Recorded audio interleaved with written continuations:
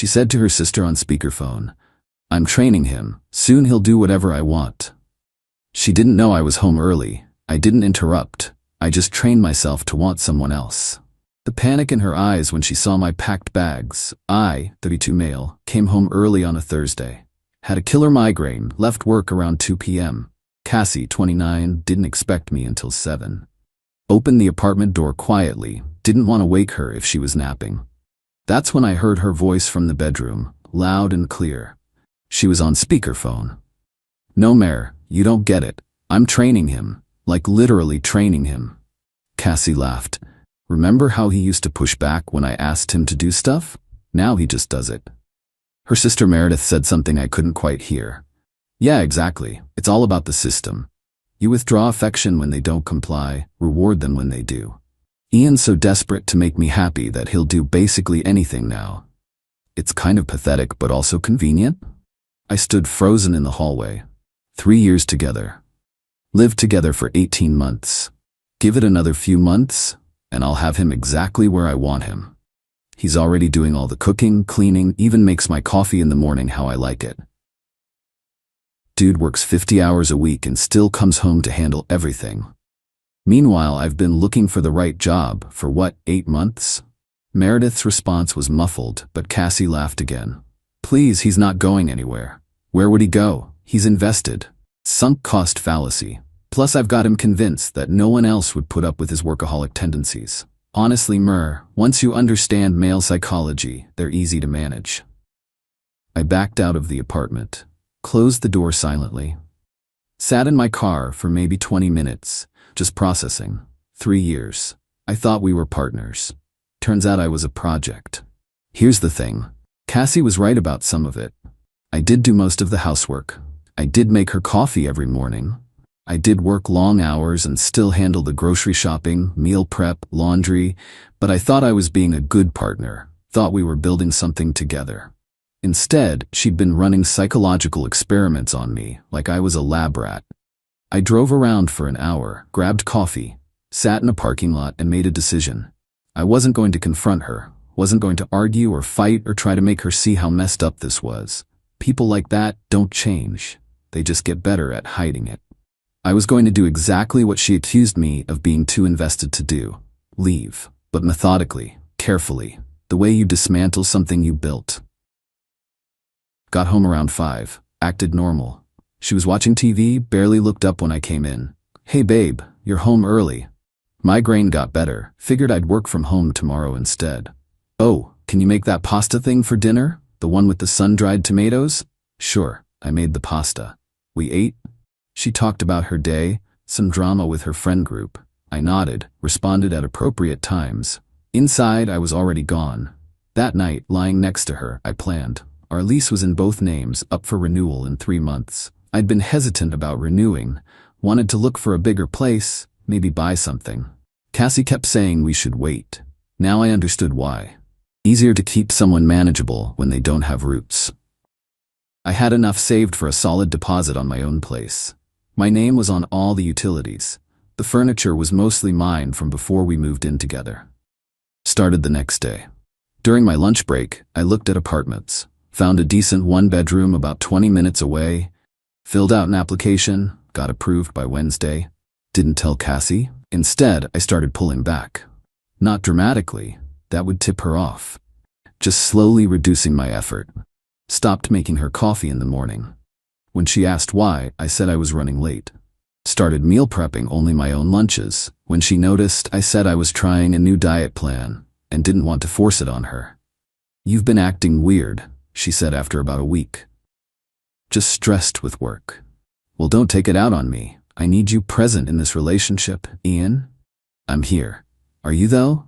I looked at her. Really looked at her, saw the calculation in her eyes. She was running through her playbook, trying to figure out which manipulation would work. The guilt trip, the accusation, the tears. "I'm here," I repeated, "just tired." She softened, came over to hug me. "I know, babe, you work so hard. Maybe we should plan a weekend away? Just us?" Maybe. Over the next 3 weeks, I systematically prepared. Opened a new bank account at a different bank, started having my paycheck split, keeping just enough in our shared expenses account to cover my half of rent and utilities. Rerouted all my personal bills, went through the apartment, made a mental inventory of what was mine. Bought boxes, kept them in my trunk. Started reconnecting with friends. Cassie had slowly edged out of my life. Guys from college, coworkers I'd stopped hanging out with because Cassie always had plans for us or needed me home. "Where are you going?" she'd ask when I said I had plans. "Basketball with Greg." "You haven't played basketball in like a year." "Yeah, been too long. Should be fun." Her face would tighten. She didn't like it, but she couldn't quite figure out how to stop it without showing her hand. Called the landlord, told him we wouldn't be renewing. He was cool about it, said he appreciated the notice. Cassie's name was on the lease too, so she'd get the notification, but that was fine. By the time she did, I'd be gone. The shift in me was real. Wasn't even forced. Once you see someone for who they really are, you can't unsee it. Every "I love you" from her felt like a lie. Every touch felt manipulative. I was polite, cordial, but the emotional connection? Dead. "Are you seeing someone else?" she asked one night, about 5 weeks after the speakerphone conversation. "No, you're different, you're distant. Just focused on work, big project coming up." "You're lying." Her voice had an edge now. "I can tell when you're lying." "I'm not seeing anyone else, Cassie, I'm just tired." She tried a different tack, started being extra affectionate. Cooked dinner twice, badly, but she tried. Suggested we watch my favorite show. Initiated intimacy more frequently. I went through the motions. But inside, I was counting down days. Lease ended on the 31st. I planned to move on the 29th, a Saturday. Took the day off work, told Cassie I had to go in for an emergency project. Instead, I went to my new apartment, did the walkthrough, got the keys. Then I went home at 3 p.m. and started packing. Update 1. She came home around 4:30. I heard her key in the lock, her footsteps. Then silence. I was in the bedroom, loading clothes into boxes. My clothes. Had already packed my books, my gaming console, my kitchen stuff I'd brought into the relationship. "Ian?" Her voice was uncertain. "What are you doing?" I looked up. "Packing. I can see that." "Why?" "I'm moving out." Her face went through about 5 emotions in 3 seconds. Confusion, disbelief, anger, panic, then this calculated calm. "Very funny. What's this actually about?" "This is about me leaving. Lease is up in 2 days. I'm not renewing." "We didn't discuss this. You can't just decide." "I can actually, and I did." "Ian, stop." She used her soft voice, the one that used to work. "Whatever's going on, we can talk about it. This is insane. You're being impulsive." "I'm being deliberate actually. Been planning this for 6 weeks." That landed. Her expression changed. 6 weeks? What happened 6 weeks ago? "I came home early, heard you on speakerphone with Meredith, the training conversation." All the color drained from her face. "That was, I didn't mean." "You meant it, and you were right about some of it. I was trained, I was doing everything while you did nothing, but you were wrong about one thing." "What?" "You said I was too invested to leave. Turns out, once you realize someone sees you as a project instead of a partner, it's pretty easy to check out." She switched tactics fast, the tears came. "Ian, please. I was just venting to my sister. I didn't mean any of that. You know how sisters talk, we exaggerate." "Don't. I'm not doing this." I went back to packing. "Where are you going? Got my own place? You got an apartment? Without telling me?" "Yep. This is insane. You can't just abandon me. We live together. We have a life." "You have a life. I had an arrangement where I worked and did housework while you found yourself." "That's not fair." "You're right. It wasn't fair. That's why I'm leaving." She started crying harder. "I love you. We can fix this. I'll change." "Cassie, you told your sister you were training me like a dog. There's nothing to fix. We're done." "You're being cruel. After 3 years, you're just throwing us away." "I'm not throwing anything away. There was no us. There was you managing me." I kept packing. She kept crying, pleading, occasionally switching to anger. I ignored all of it. Took me about 3 more hours to get everything sorted. My friend Greg showed up with his truck around 7. "Dude," he said quietly when he saw Cassie's face. "You good?" "Yeah, I'm good." We loaded boxes. Cassie followed us around, alternating between begging and yelling. At one point she tried to grab a box, said half the stuff was ours and I couldn't take it. I pulled up receipts on my phone, showed her the purchase dates. Before we lived together, she backed off. By 10 p.m., I was done. Apartment was mostly empty of my stuff. I left the furniture we'd bought together. A couch, a coffee table. Everything else was mine, and it was gone. Ian, please. One last try at the door. Don't do this. We can go to counseling. We can work on things. No, we can't, because you don't think there's anything to work on. You think you found a system that works. Good luck with that, but I'm out. You'll regret this. No one else is going to deal with your workaholism. You're going to realize what you gave up. Maybe. But at least I'll be with someone who sees me as a person. I left, went to my new apartment. Greg helped me unload, ordered pizza, cracked open beers. That was intense, he said. Yeah. You okay? Getting there. Spent that first night in my new place on an air mattress, surrounded by boxes. Weirdly peaceful. No one to manage my emotions for. No one evaluating my behavior. Just me. Cassie started texting around midnight. 33 messages in 2 hours. Started with apologies, moved to promises, ended with anger. Blocked her around 2 a.m. Next day, Sunday, Meredith called. I answered, curious about what script they'd come up with. Ian, it's Meredith. Cassie told me what happened. Did she tell you I heard your conversation? The training one? Silence. That was taken out of context. There's no context that makes that okay, Meredith. Look, my sister loves you. She's devastated. Can you just talk to her? No. You're being childish. Relationships take work. You don't just bail when things get hard. Things weren't hard. Things were unbalanced. Big difference. She's a mess right now. How can you be so cold? Tell your sister good luck with her next training project. We're done here. I hung up, blocked her too. The entitlement was unreal. They genuinely thought I should come back because Cassie was upset. Like her feelings mattered, but mine didn't. Like overhearing someone plot to manipulate you was something you just get over. Nah. I was done. Update 2. First week was quiet. Too quiet. I kept waiting for the other shoe to drop. It dropped on day 9. Cassie showed up at my office. Security called up, asked if I wanted her sent up. I said no. She tried to push past, apparently, and they had to escort her out. My boss caught wind of it, pulled me aside. Everything okay? Security said your ex tried to force her way up? Yeah, sorry about that. Going through a breakup. She's having trouble accepting it. I'll make sure it doesn't happen again. No problem. Just wanted to check. Let us know if you need anything. That night, Cassie was waiting by my car in the parking garage. This is borderline stalking, I said. I just want to talk. We have nothing to talk about. Ian, please. I made a mistake. One stupid conversation with my sister and you're throwing away 3 years. It wasn't one conversation. It was your whole mindset. The conversation just showed me what you really thought. I'll prove it to you. I'll get a job. A real job. I'll do all the housework, whatever you want. I don't want anything from you, Cassie. That's the point. There's someone else, isn't there? That's why you're being like this. There's no one else. I just don't want to be with you. Her face twisted. You're pathetic. You know that? You're going to end up alone. No one's going to put up with you like I did. Probably right. Good thing I'd rather be alone than managed. I got in my car. She slapped the window, yelled something I couldn't hear. I drove away. Next came the family campaign. Her mom called. Her dad. Meredith again from a different number. All with variations of the same message. I was being unreasonable. Cassie made a mistake. Relationships require forgiveness. I was abandoning her when she needed me most. I kept my responses short. We're done. Please don't contact me again. Then blocked. The dirty trick came 2 weeks post-breakup. My landlord from the old place called. Hey Ian, got a problem. Cassie's saying you took stuff that belonged to both of you. She's asking me to help her get it back or she'll sue me for not protecting her property rights. Did she provide proof of ownership? No, just her word. I have receipts for everything I took. Want me to send them? Yeah, that'd be great. Just covering my bases. Sent him a whole folder.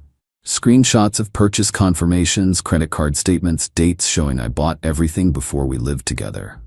He thanked me, said he'd handle it. Cassie tried a different angle next. Posted on social media a long, vague post about narcissistic partners and financial abuse and being left with nothing. Didn't name me, but anyone who knew us would know. I didn't respond. Didn't engage. Just kept living my life. Here's what she didn't expect. I was fine. Better than fine, actually. My apartment was smaller, but it was mine. I cooked when I wanted, cleaned on my schedule. Started playing basketball weekly with Greg and some guys. Picked up reading again. Slept better. About 3 weeks in, I ran into Dana. We'd worked together 2 years ago, stayed friendly but lost touch after I got serious with Cassie. Bumped into her at a coffee shop. Ian. Oh my God, how are you? We caught up. She'd switched companies, was doing well, single after her own relationship ended 6 months back. We exchanged numbers, said we should grab drinks sometime. We did.